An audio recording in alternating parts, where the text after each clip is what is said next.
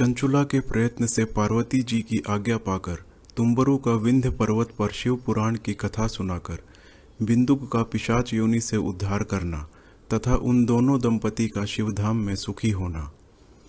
सूत जी बोले, शौनक, एक दिन परमानंद में निमग्न हुई चंचुला ने उमा देवी के पास जाकर प्रणाम किया और दोनों हाथ जोड़कर वह उनकी स्तुति करने लगी। चंचुला बोली, गिरिराज नंदिनी, स्कंद माता उमे, मनुष्यों ने सदा आपका सेवन किया है। समस्त सुखों को देने वाली शंभु प्रिय, आप ब्रह्म स्वरूपिणी हैं। विष्णु और ब्रह्मा आदि देवताओं द्वारा सेव्य हैं।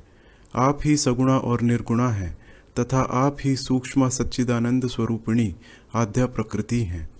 आप ही संसार की सृष्टि, पालन और संहार करने वाली हैं। तीनों गुणों का आश्रय भी आप ही हैं।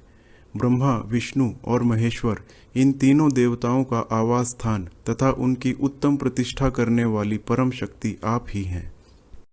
सूत जी कहते हैं, शौनक, जिसे सद्गति प्राप्त हो चुकी थी वह चंचुला इस प्रकार महेश्वर पत्नी उमा की स्तुति करके सिर झुकाए चुपचाप खड़ी हो गई।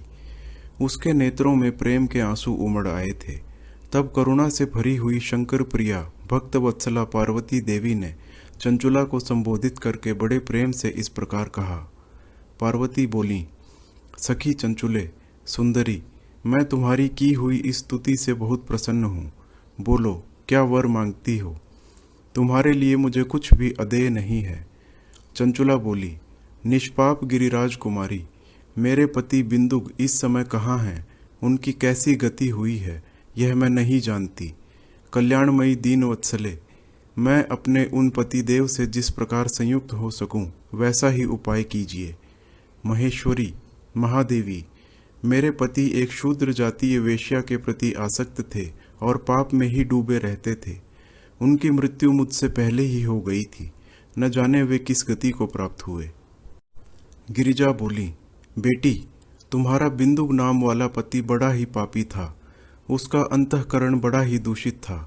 वेश्या का उपभोग करने वाला वह महामूढ़ मरने के बाद नरक में पड़ा अगणित वर्षों तक नरक में नाना प्रकार के दुख भोग कर वह पापात्मा अपने शेष पाप को भोगने के लिए विंध्य पर्वत पर पिशाच हुआ है।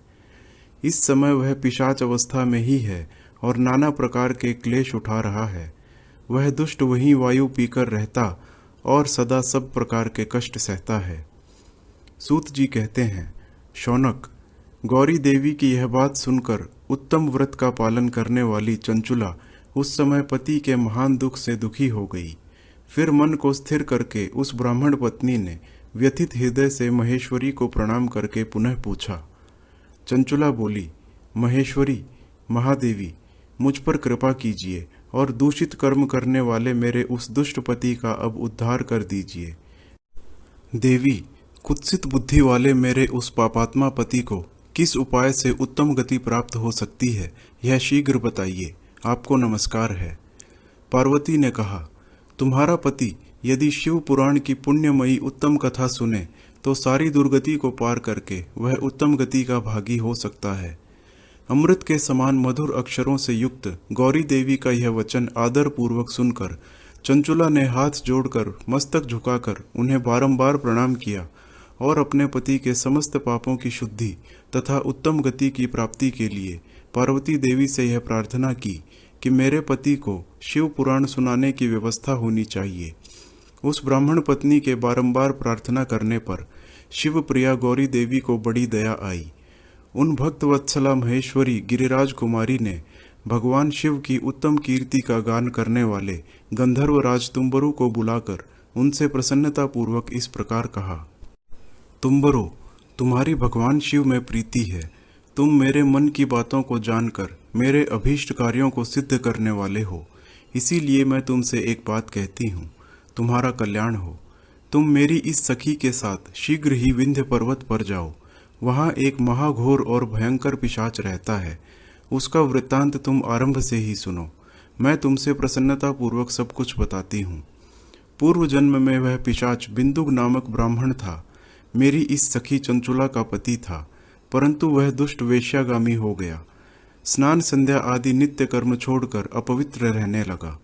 क्रोध के कारण उसकी बुद्धि पर मूढ़ता छा गई थी। वह कर्तव्याकर्तव्य का विवेक नहीं कर पाता था। अभक्ष्य भक्षण, सज्जनों से द्वेष और दूषित वस्तुओं का दान लेना, यही उसका स्वाभाविक कर्म बन गया था। वह अस्त्र शस्त्र लेकर हिंसा करता, बाएं हाथ से खाता, दीनों को सताता और क्रूरता पूर्वक पराये घरों में आग लगा देता था। चांडालों से प्रेम करता और प्रतिदिन वेश्या के संपर्क में रहता था। वह बड़ा दुष्ट था। वह पापी अपनी पत्नी का परित्याग करके दुष्टों के संग में ही आनंद मानता था। वह मृत्यु पर्यंत दुराचार में ही फंसा रहा। फिर अंतकाल आने पर उसकी मृत्यु हो गई। वह पापियों के भोग स्थान घोर यमपुर में गया और वहां बहुत से नरकों का उपभोग करके वह दुष्ट आत्मा जीव इस समय विंध्य पर्वत पर पिशाच बना हुआ है। वहीं वह दुष्ट पिशाच अपने पापों का फल भोग रहा है। तुम उसके आगे यत्न पूर्वक शिव पुराण की उस दिव्य कथा का प्रवचन करो जो परम पुण्यमयी तथा समस्त पापों का नाश करने वाली है। शिव पुराण की कथा का श्रवण सबसे उत्कृष्ट पुण्य कर्म है। उससे उसका हृदय शीघ्र ही समस्त पापों से शुद्ध हो जाएगा और वह प्रेत योनि का परित्याग कर देगा। उस दुर्गति से मुक्त होने पर बिंदुक नामक पिशाच को मेरी आज्ञा से विमान पर बैठाकर तुम भगवान शिव के समीप ले आओ। सूत जी कहते हैं, शौनक, महेश्वरी उमा के इस प्रकार आदेश पाने पर गंधर्वराज तुम्बरु मन ही मन बड़े प्रसन्न हुए। उन्होंने अपने भाग्य की सराहना की। तत्पश्चात उस पिशाच की सती साध्वी पत्नी चंचुला के साथ विमान पर बैठकर नारद के प्रिय मित्र तुम्बरु वेग पूर्वक विंध्याचल पर्वत पर चले गए, जहां वह पिशाच रहता था। वहां उन्होंने उस पिशाच को देखा। उसका शरीर विशाल था, ठोड़ी बहुत बड़ी थी। वह कभी हंसता, कभी रोता और कभी उछलता था। उसकी आकृति बड़ी विकराल थी। भगवान शिव की उत्तम कीर्ति का गान करने वाले महाबली तुम्बरु ने उस अत्यंत भयंकर पिशाच को पाशों द्वारा बांध लिया। तदंतर तुम्बरु ने शिव पुराण की कथा बाँचने का निश्चय करके महोत्सव युक्त स्थान और मंडप आदि की रचना की। इतने में ही संपूर्ण लोकों में बड़े वेग से यह प्रचार हो गया कि देवी पार्वती की आज्ञा से एक पिशाच का उद्धार करने के उद्देश्य से शिव पुराण की उत्तम कथा सुनाने के लिए तुम्बरु विंध्य पर्वत पर गए हैं। फिर तो उस कथा को सुनने के लोभ से बहुत से देवर्षि भी शीघ्र ही वहां जा पहुंचे। आदर पूर्वक शिव पुराण सुनने के लिए आए हुए लोगों का उस पर्वत पर बड़ा अद्भुत और कल्याणकारी समाज जुट गया। फिर तुम्बरु ने उस पिशाच को पाशों से बांधकर आसन पर बैठाया और हाथ में वीणा लेकर गौरीपति की कथा का गान आरंभ किया। पहली अर्थात विद्येश्वर संहिता से लेकर 7वीं वायु संहिता तक महात्म्य सहित शिव पुराण की कथा का उन्होंने स्पष्ट वर्णन किया। 7 संहिताओं सहित शिव पुराण का आदर पूर्वक श्रवण करके वे सभी श्रोता पूर्णतः कृतार्थ हो गए। उस परम पुण्यमय शिव पुराण को सुनकर उस पिशाच ने अपने सारे पापों को धोकर उस पैशाचिक शरीर को त्याग दिया। फिर तो शीघ्र ही उसका रूप दिव्य हो गया। अंग कांति गौरवर्ण की हो गई। शरीर पर श्वेत वस्त्र तथा सब प्रकार के पुरुषोचित आभूषण उसके अंगों को उद्भासित करने लगे। वह त्रिनेत्रधारी चंद्रशेखर रूप हो गया। इस प्रकार दिव्य देहधारी होकर श्रीमान बिंदुक अपनी प्राण वल्लभा चंचुला के साथ स्वयं भी पार्वती वल्लभ भगवान शिव का गुणगान करने लगा। उसकी स्त्री को इस प्रकार दिव्य रूप से सुशोभित देखकर सभी देवर्षि बड़े विस्मित हुए। उनका चित्त परमानंद से परिपूर्ण हो गया। भगवान महेश्वर का वह अद्भुत चरित्र सुनकर वे सभी श्रोता परम कृतार्थ हो प्रेम पूर्वक श्री शिव का यशोगान करते हुए अपने अपने धाम को चले गए। दिव्य रूपधारी श्रीमान बिंदुक भी सुंदर विमान पर अपनी प्रियतमा के पास बैठकर सुखपूर्वक आकाश में स्थित हो बड़ी ही शोभा पाने लगा। तदनंतर महेश्वर के सुंदर एवं मनोहर गुणों का गान करता हुआ वह अपनी प्रियतमा तथा तुम्बरु के साथ शीघ्र ही शिवधाम में जा पहुंचा। वहां भगवान महेश्वर तथा पार्वती देवी ने प्रसन्नतापूर्वक बिंदुक का बड़ा सत्कार किया और उसे अपना पार्षद बना लिया। उसकी पत्नी चंचुला पार्वती जी की सखी हो गई। उस धनीभूत ज्योति स्वरूप परमानंदमय सनातन धाम में अविचल निवास पाकर वे दोनों दंपति परम सुखी हो गए। शिव पुराण के श्रवण की विधि तथा श्रोताओं के पालन करने योग्य नियमों का वर्णन। शौनक जी कहते हैं, महाप्राज्ञ व्यास शिष्य सूत जी, आपको नमस्कार है। आप धन्य हैं, शिव भक्तों में श्रेष्ठ हैं। आपके महान गुण वर्णन करने योग्य हैं। अब आप कल्याण में शिव पुराण के श्रवण की विधि बताइए, जिससे सभी श्रोताओं को संपूर्ण उत्तम फल की प्राप्ति हो सके। सूत जी ने कहा, मुने शौनक, अब मैं तुम्हें संपूर्ण फल की प्राप्ति के लिए शिव पुराण के श्रवण की विधि बता रहा हूँ।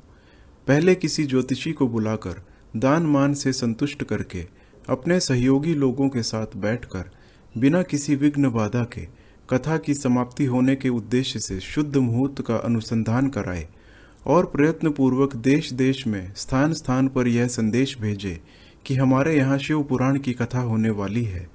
अपने कल्याण की इच्छा रखने वाले लोगों को उसे सुनने के लिए अवश्य पधारना चाहिए। कुछ लोग भगवान श्री हरि की कथा से बहुत दूर पड़ गए हैं। कितने ही स्त्री, शूद्र आदि भगवान शंकर के कथा कीर्तन से वंचित रहते हैं। उन सबको भी सूचना हो जाए ऐसा प्रबंध करना चाहिए। देश देश में जो भगवान शिव के भक्त हों तथा शिव कथा के कीर्तन और श्रवण के लिए उत्सुक हों, उन सबको आदर पूर्वक बुलवाना चाहिए और आए हुए लोगों का सब प्रकार से आदर सत्कार करना चाहिए। शिव मंदिर में, तीर्थ में, वन प्रांत में अथवा घर में शिव पुराण की कथा सुनने के लिए उत्तम स्थान का निर्माण करना चाहिए। केले के खंभों से सुशोभित एक ऊंचा कथा मंडप तैयार कराए। उसे सब ओर फल पुष्प आदि से तथा सुंदर चंदोवे से अलंकृत करे और चारों ओर ध्वजा पताका लगाकर तरह तरह के सामानों से सजाकर सुंदर शोभा संपन्न बना दे। भगवान शिव के प्रति सब प्रकार से उत्तम भक्ति करनी चाहिए। वह सभी तरह से आनंद का विधान करने वाली है। परमात्मा भगवान शंकर के लिए दिव्य आसन का निर्माण करना चाहिए तथा कथावाचक के लिए भी एक ऐसा दिव्य आसन बनाना चाहिए जो उनके लिए सुखद हो सके। मुने, नियम पूर्वक कथा सुनने वाले श्रोताओं के लिए भी यथा योग्य सुंदर आसनों की व्यवस्था करनी चाहिए। अन्य लोगों के लिए साधारण स्थान ही रखने चाहिए। जिसके मुख से निकली हुई वाणी देहधारियों के लिए कामधेनु के समान अभीष्ट फल देने वाली होती है, उस पुराण वेत्ता विद्वान वक्ता के प्रति तुच्छ बुद्धि कभी नहीं रखनी चाहिए। संसार में जन्म तथा गुणों के कारण बहुत से गुरु होते हैं, परंतु उन सब में पुराणों का ज्ञाता विद्वान ही परम गुरु माना गया है। पुराण वेत्ता पवित्र, दक्ष, शांत, ईर्ष्या पर विजय पाने वाला, साधु और दयालु होना चाहिए। ऐसा प्रवचन कुशल विद्वान इस पुण्यमयी कथा को कहे। सूर्योदय से आरंभ करके 3:30 पहर तक उत्तम बुद्धि वाले विद्वान पुरुष को शिव पुराण की कथा सम्यक रीति से बांचनी चाहिए। मध्याह्न काल में 2 घड़ी तक कथा बंद करनी चाहिए, जिससे कथा कीर्तन से अवकाश पाकर लोग मलमूत्र का त्याग कर सकें। कथा प्रारंभ के दिन से 1 दिन पहले व्रत ग्रहण करने के लिए वक्ता को क्षौर करना चाहिए। जिन दिनों कथा हो रही हो उन दिनों प्रयत्न पूर्वक प्रातः काल का सारा नित्य कर्म संक्षेप से ही कर लेना चाहिए। वक्ता के पास उसकी सहायता के लिए एक दूसरा वैसा ही विद्वान स्थापित करना चाहिए। वह भी सब प्रकार के संशयों को निवृत्त करने में समर्थ और लोगों को समझाने में कुशल हो। कथा में आने वाले विघ्नों की निवृत्ति के लिए गणेश जी का पूजन करे। कथा के स्वामी भगवान शिव की तथा विशेषतः शिव पुराण की पुस्तक की भक्तिभाव से पूजा करे। तत्पश्चात उत्तम बुद्धि वाला श्रोता तन मन से शुद्ध एवं प्रसन्न चित्त हो आदर पूर्वक शिव पुराण की कथा सुने। जो वक्ता और श्रोता अनेक प्रकार के कर्मों में भटक रहे हों, काम आदि 6 विकारों से युक्त हों, स्त्री में आसक्ति रखते हों और पाखंड पूर्वक बातें करते हों, वे पुण्य के भागी नहीं होते। जो लौकिक चिंता तथा धन, ग्रह एवं पुत्र आदि की चिंता को छोड़कर कथा में मन लगाए रहते हैं, उन शुद्ध बुद्धि पुरुषों को उत्तम फल की प्राप्ति होती है। जो श्रोता श्रद्धा और भक्ति से युक्त होते हैं, दूसरे कर्मों में मन नहीं लगाते और मौन, पवित्र एवं उद्वेग शून्य होते हैं, वे ही पुण्य के भागी होते हैं। सूत जी बोले, शौनक, अब शिव पुराण सुनने का व्रत लेने वाले पुरुषों के लिए जो नियम है उन्हें भक्ति पूर्वक सुनो। नियम पूर्वक इस श्रेष्ठ कथा को सुनने से बिना किसी विघ्न बाधा के उत्तम फल की प्राप्ति होती है। जो लोग दीक्षा से रहित हैं उनका कथा श्रवण में अधिकार नहीं है।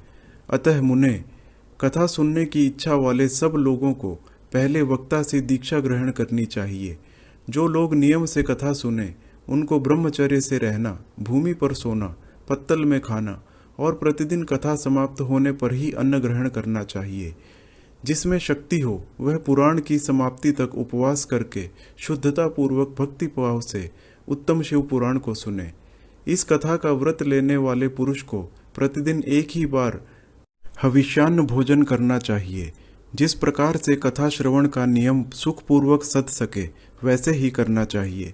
गरिष्ठ अन्न, दाल, जला अन्न, सेम, मसूर, भाव दूषित तथा बासी अन्न को खाकर कथाव्रती पुरुष कभी कथा को न सुने।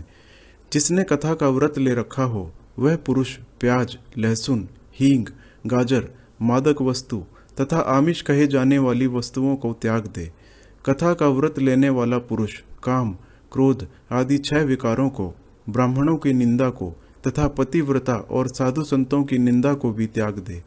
कथाव्रती पुरुष प्रतिदिन सत्य, शौच, दया, मौन, सरलता, विनय तथा हार्दिक उदारता इन सद्गुणों को सदा अपनाए रहे।